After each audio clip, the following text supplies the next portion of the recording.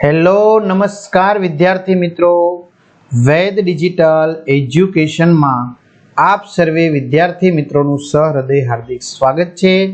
આજે આપણે ધોરણ 5 વિષય ગણિતનું દ્વિતીય સત્રાંત પરીક્ષાનું જિલ્લા પ્રાથમિક શિક્ષણ સમિતિનું જે પેપર છે, આ પેપરનું આપણે સંપૂર્ણ અને સચોટ સોલ્યુશન જોવાના છીએ। તો ખાસ ચેનલમાં નવા હોય તો ચેનલ સબસ્ક્રાઇબ કરજો, બરાબર, વિડીયોને લાઈક કરજો, તમારા મિત્રો દોસ્તોને શેર કરજો, કારણ કે દરેક વિષયના પેપરના સંપૂર્ણ સોલ્યુશન જોવાના છીએ।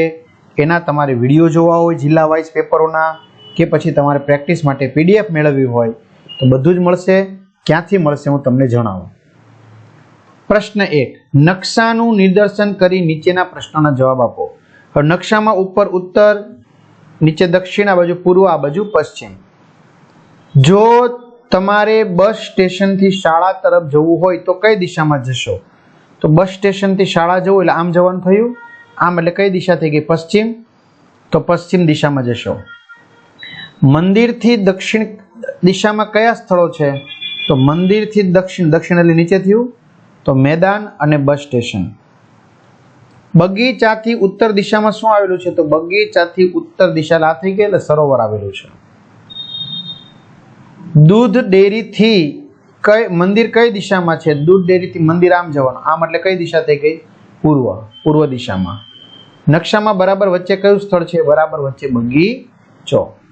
હવે વિદ્યાર્થી મિત્રો, તમારા પેપરો આ તે બધું જોવે છે તો ક્યાંથી મળશે?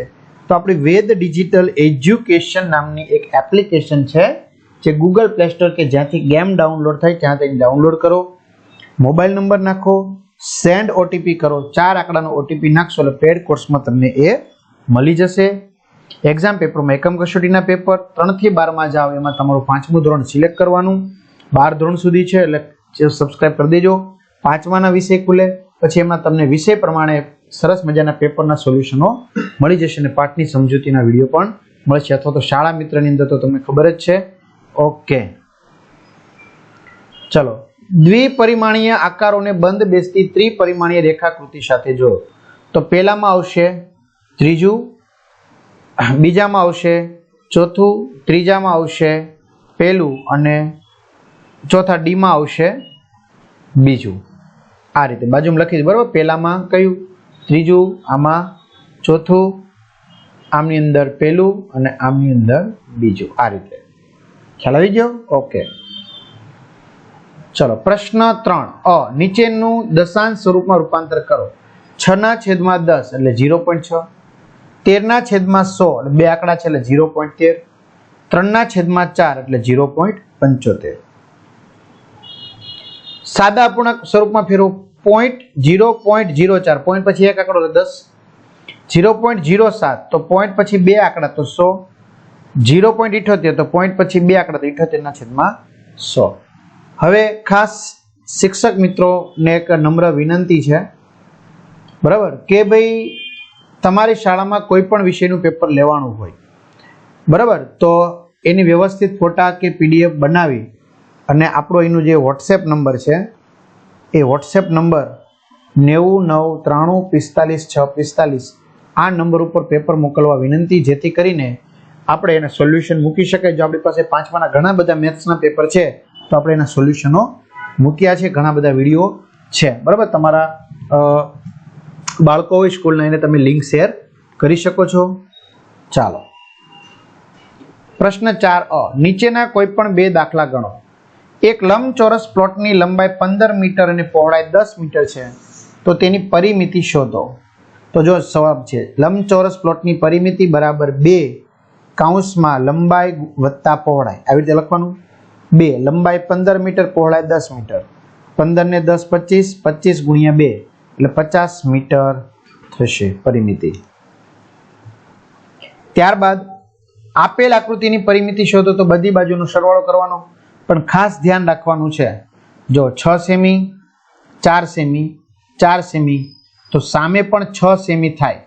કઈ રીતે? 2 સેમી, આ 2 સેમી, આ 2 સેમી, અહીંયા 2 સેમી અને આ 2 સેમી, એટલે 5 વખત 2 આવશે, બરાબર સમજજો।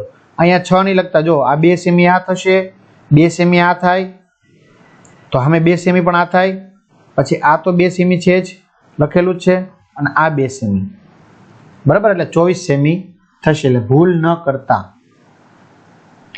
એક ચોરસનું ક્ષેત્રફળ 25 સેન્ટીમીટર સ્ક્વેર છે, તો એની પરિમિતિ કેટલી? તો બરાબર જુઓ, ચોરસનું ક્ષેત્રફળ લંબાઈ ગુણ્યા લંબાઈ એટલે કે લંબાઈનો સ્ક્વેર. તો ચોરસનું ક્ષેત્રફળ 25 સેમી સ્ક્વેર છે, તો બે બાજુ વર્ગમૂળ કાઢો તો લંબાઈ કેટલી આવશે?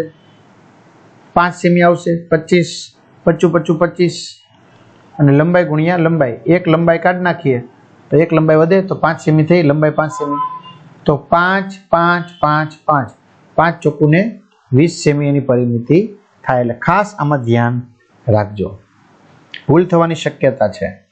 પ્રશ્ન 4, કોઈ પણ બે દાખલા ગણો.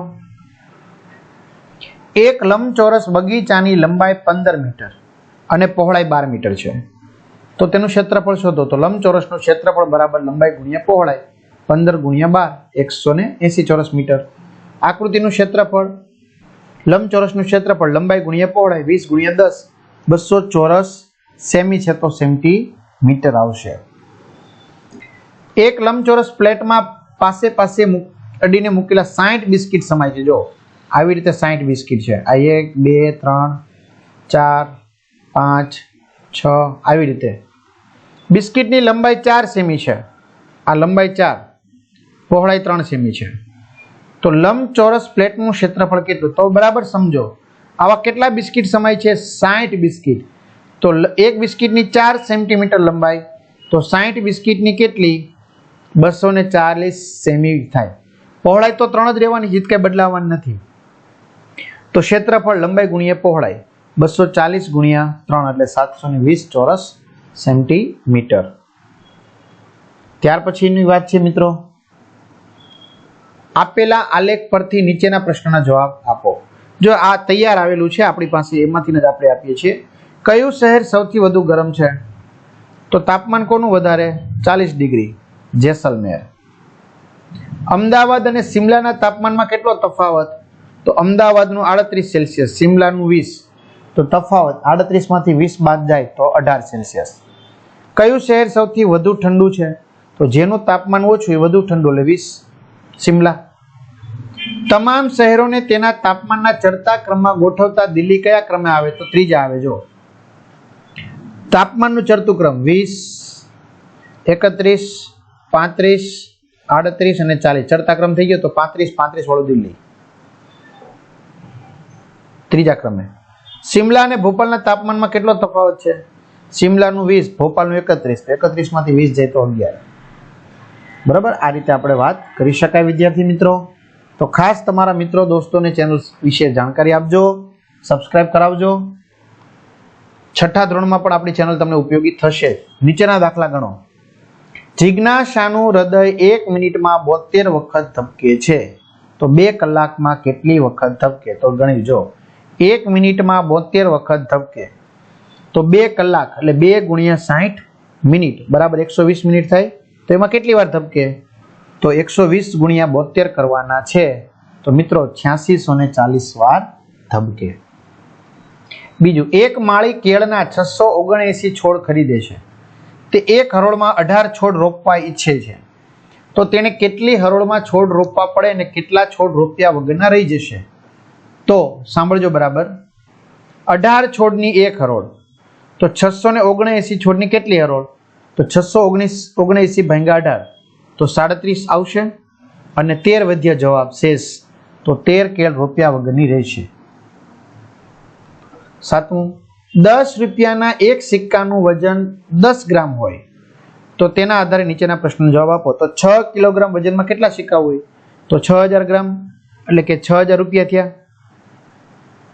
બરાબર, જેટલા ગ્રામ એટલા રૂપિયા, 10 ગ્રામ તો 10 રૂપિયા, 6000 ગ્રામ તો 6000 રૂપિયા. તો સિક્કા કેટલા? તો 10 વડે ભાગો તો 600 સિક્કા થાય. રૂપિયા 1800 ના સિક્કા હોય તો વજન કેટલા ગ્રામ થાય? રૂપિયા 1800 ના સિક્કા 1800 ગ્રામ, એટલે 1800 ગ્રામ એટલે 180 સિક્કા થયા. બરાબર, 180 એટલે 1800 ગ્રામ એટલે 1 કિલોગ્રામ 800 ગ્રામ થશે. 1 કિલોગ્રામ ને 800 ગ્રામ. તો આ રીતે મિત્રો સંપૂર્ણ સોલ્યુશન આપણે અહીંયા પૂર્ણ કર્યું. તમારા મિત્રો દોસ્તોને ખાસ ચેનલમાં વિશે જાણકારી આપજો, સબસ્ક્રાઇબ કરજો. બધાને સારામાં સારા માર્ક્સ પ્રાપ્ત થાય શુભકામનાઓ. જો આ લેવાઈ ગયેલા પેપર છે પણ આનાથી તમને ખબર પડે કે આવા પ્રશ્ન પૂછે તો આપણે શું જવાબ લખો. તો બધાને ઓલ ધ બેસ્ટ. અસ્તુ. જય હિન્દ, જય ભારત.